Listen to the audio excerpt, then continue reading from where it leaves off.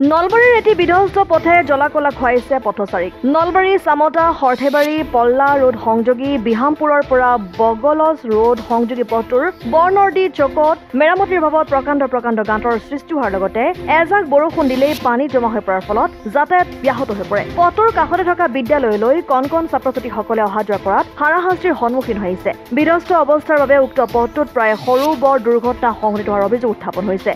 বিগত কেইবাবছৰ ধৰি অঞ্চলটোৰ ৰাইজে স্থানীয় বিধায়ক তথা মন্ত্ৰী চন্দ্ৰমোহন পাটোৱাৰীক পথটোৰ মেৰামতি কৰিবলৈ নিবেদন কৰি আহিছে যদিও আজিলৈকে সুফল নাপালে। উল্লেখযোগ্য যে বাট-পথ উন্নয়নত অধিক গুৰুত্ব আৰোপ কৰা বুলি ঘোষণা কৰা এইখন চৰকাৰৰ দিনত বৰনদীত উক্ত পথটো চকুত নপৰাত ৰাইজ ক্ষোভিত হৈছে।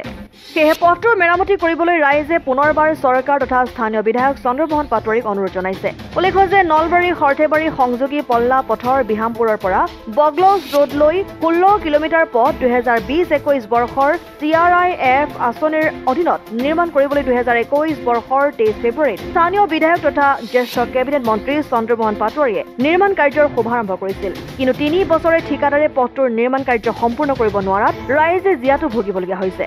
আমি প্ৰথমতে এটা কথা ক'ব লাগিব যে আমি সকলোৱে কয় যে ধৰ্মপুৰ সমষ্টি বৰ্তমান টিহু সমষ্টি অতি উন্নত সমষ্টি বা ৰাস্তা ঘাট আজিকালি খুব হৈছে।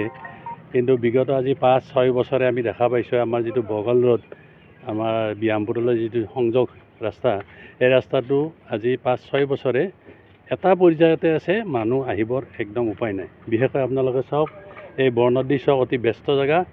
ইয়াত এই গোটেই চকটোতে পানী একাঠু পানী বৰ্তমান জমা হয়।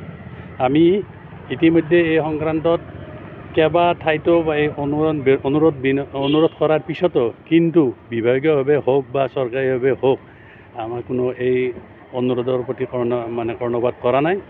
আৰু আমি নিজে অতি লজ্জিত অনুভৱ কৰিছোঁ এই ৰাস্তাৰে অহা মানুহখিনি যে কেনেকুৱা যতনা ভুগি আছে, এইটো দেখা পাই আমি নিজে লাজ পাওঁ আৰু আমিও এই জীয়াতু ভুগি আছোঁ। আমাৰ স্থানীয় যিজন বিধায়ক তেখেতকো ইতিমধ্যে বহুবাৰ কোৱা হৈছে যদিও তেখেতৰ এই কথাত কোনো মনোযোগ দিয়া আমাৰ এতিয়ালৈকে চকুত পৰা নাই। বিভিন্ন ছাত্ৰ ছাত্ৰী আহিব। এইখন আপুনি জানে, এখন কলেজ আছে, বনগাঁও হাই ছেকেণ্ডাৰী আছে আৰু আমাৰ পশ্চিম নলবাৰী শিক্ষাৰ কেন্দ্ৰ চামতালৈ আমাৰ ইয়াৰ পৰা ছাত্ৰ ছাত্ৰীবিলাক যায়। ইয়াত বহুদিন আপুনি সুধিলে গম পাব, বহুদিন ইয়াত পৰিছে, বহুত দুৰ্ঘটনা হৈছে, তথাপিও কিন্তু চৰকাৰীভাৱে ইয়াত কিন্তু কাণসাৰ দিয়া নাই। অসম আদিত্য, নলবাৰী।